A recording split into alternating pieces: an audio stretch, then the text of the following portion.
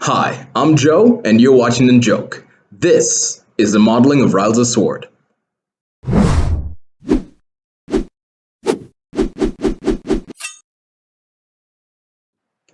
Today I'm going to be modeling Raelza's sword from the anime adaptation Handyman Saitou to Another World.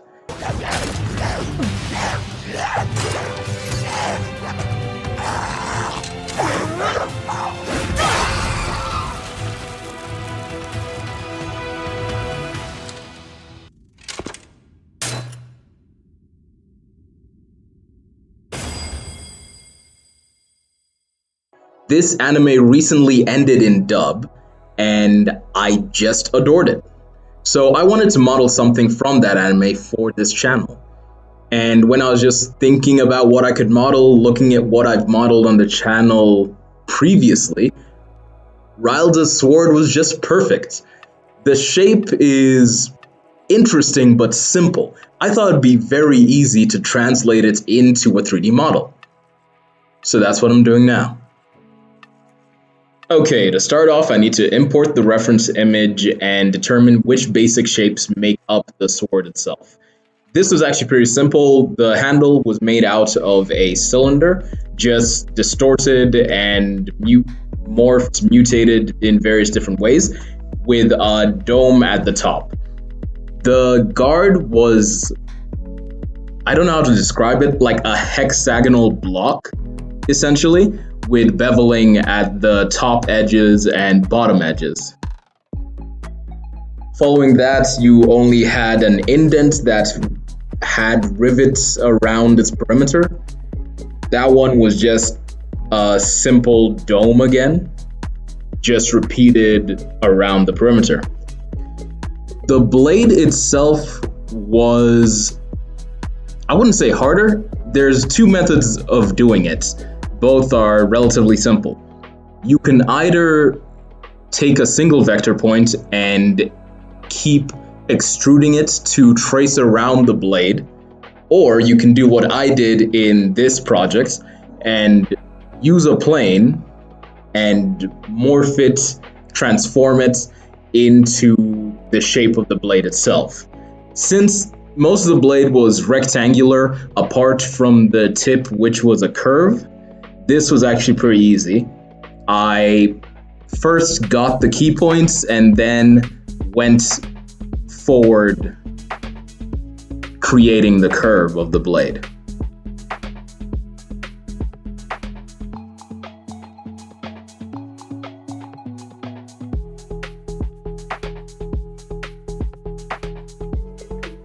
After I'd finished tracing the sword in proper, I duplicated the edge loop and shrunk it down so that I could fit it into this black section of the blade. Then following that, I bridged the edge loops manually. There is a function in Blender called bridge edge loops. As long as you have the same amount of vertices, or even if you don't, it will bridge two edge loops together. It will compute however it's going to do that. I wanted more control of the situation, so I decided to do it manually.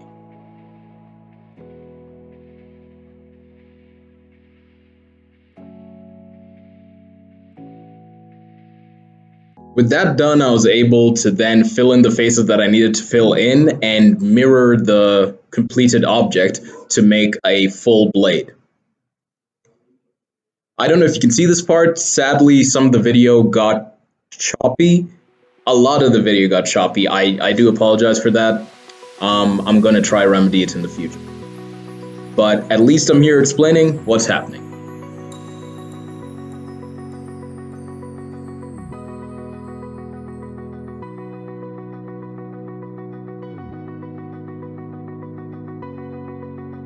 Now with the basic shape done, I just need to go in and add the more complex geometry you'll find within the sword. To start off, I decided to do the holes that you find in the blade.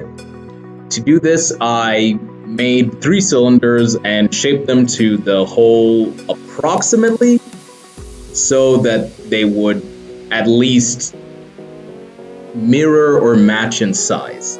Then I went and added the Boolean operator so that I can remove the intersecting points of both geometries from the blade and the cylinders. With this, I thought I'd be able to just go in and do a loop cut around each section of the remaining geometry left when I took out the proportion that was intersecting with the cylinders. However, the Boolean operator caused a weird geometric formation when it cut out those sections, so I needed to go in and manually fix that before I could do proper loop cuts and then mirror what I was seeing in the reference image.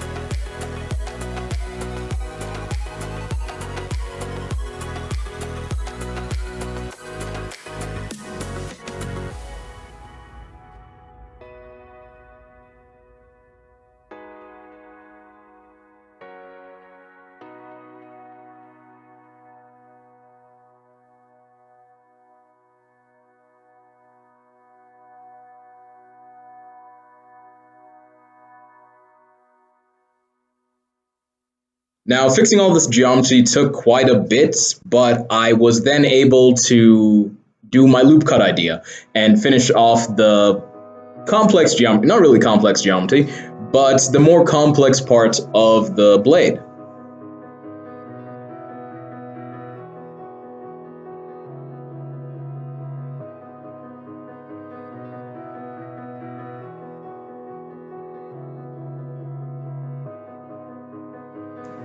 After a few minor alterations to its position and rotation so it matches up with the rest of the geometry I created, I was then ready to move on to detailing the guard, the handle, and the pommel.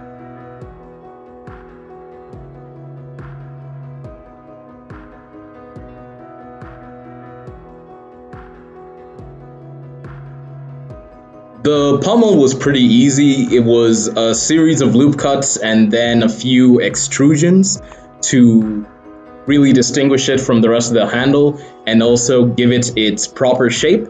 Then later on, I'd come back and add the jewel at the top by creating a dome and joining the vertices of the bottom of the dome with the vertices of the top of the pommel, since both of them should be 32 pointed circles.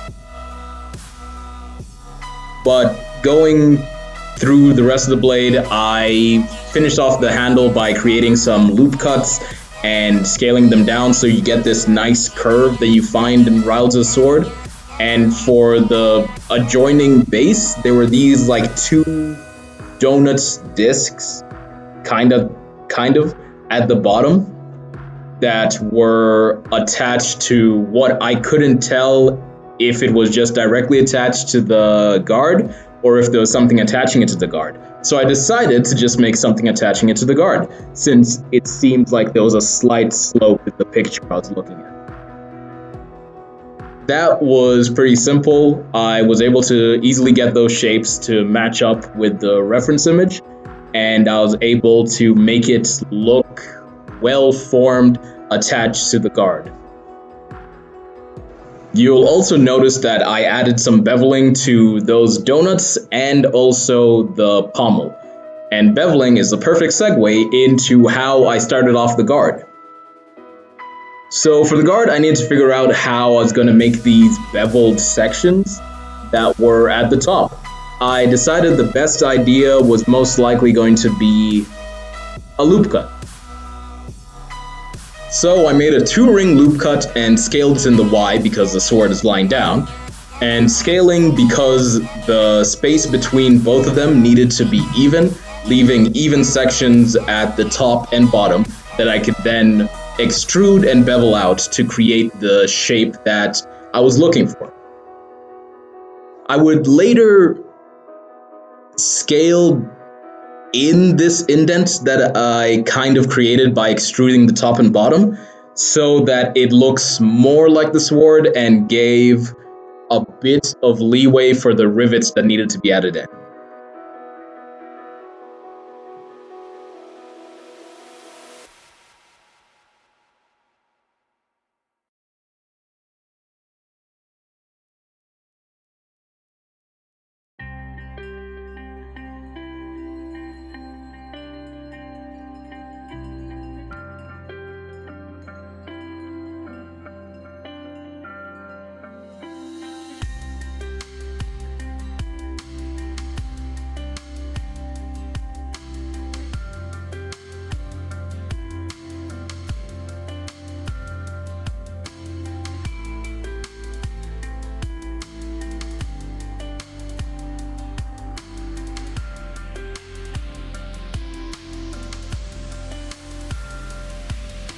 At this point, apart from the rivets that were supposed to go in the guard, I had finished all of the blade, and I jumped the gun a bit and started adding in materials for the blade itself. And I just went in here and added a few basic metallic colorings so that it looked like the reference image. I will later go on and add in some details like a kind of streaking that you find in veneers that were put on cars back in like the 70s, 80s, around that time. And also I will be doing procedural texturing for the handle. However, I will describe how that worked when we get there.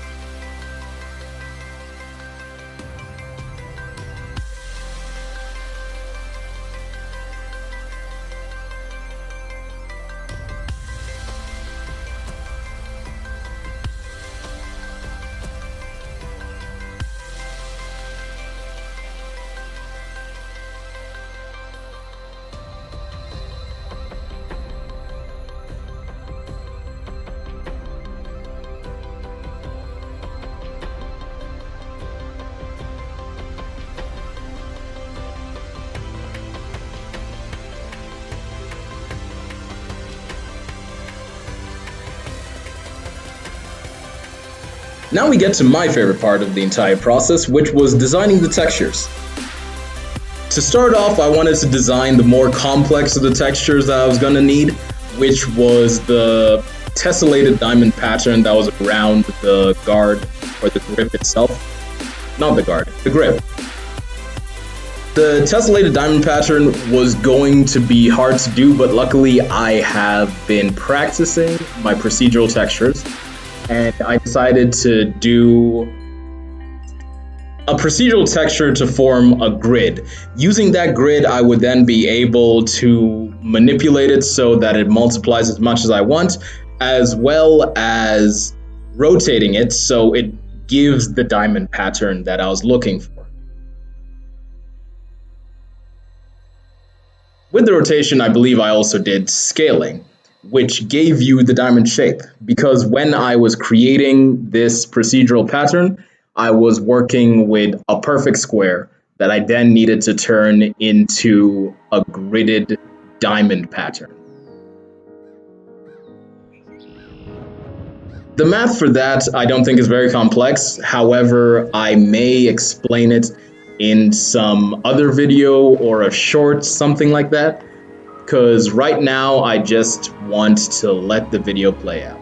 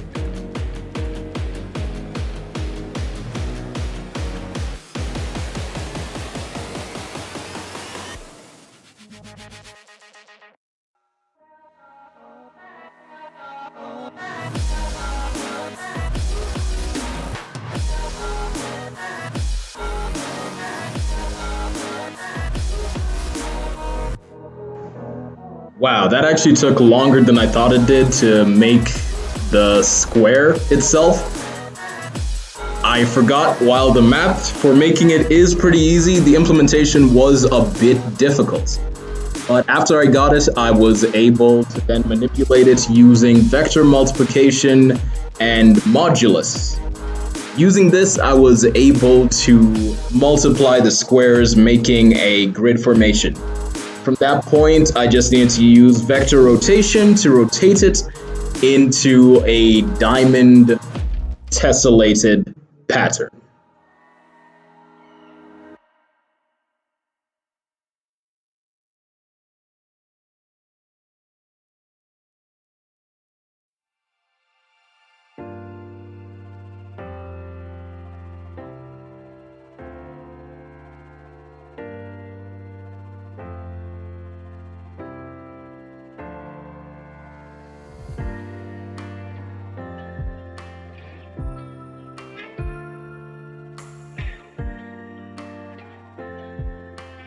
With all the vector math done for transforming the grid into a diamond tessellation, I thought it still needed one more thing to give the grip that extra pizzazz that it was missing.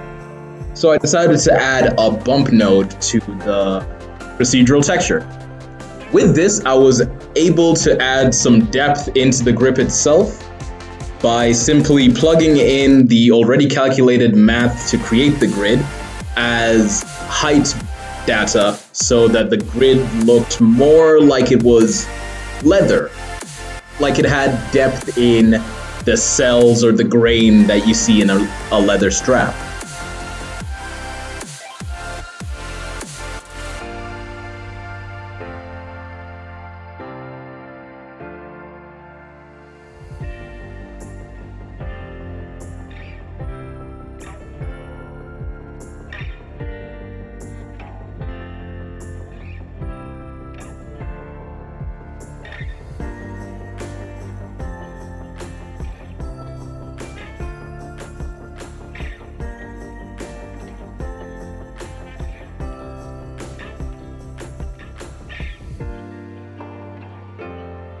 After a few small tweaks to the model, I was ready to make my final textures.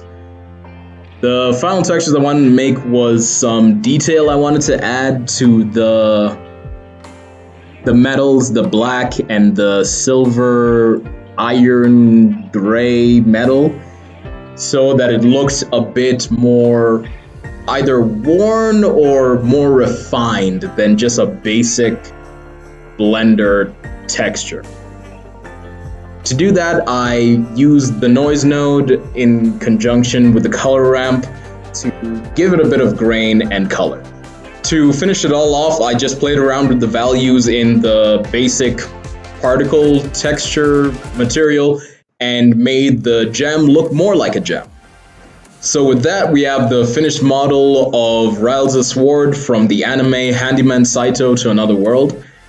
I think this went really well. It's better than my Tanjiro Kamado Nichiren sword, and I'm just impressed with the work I've been able to do.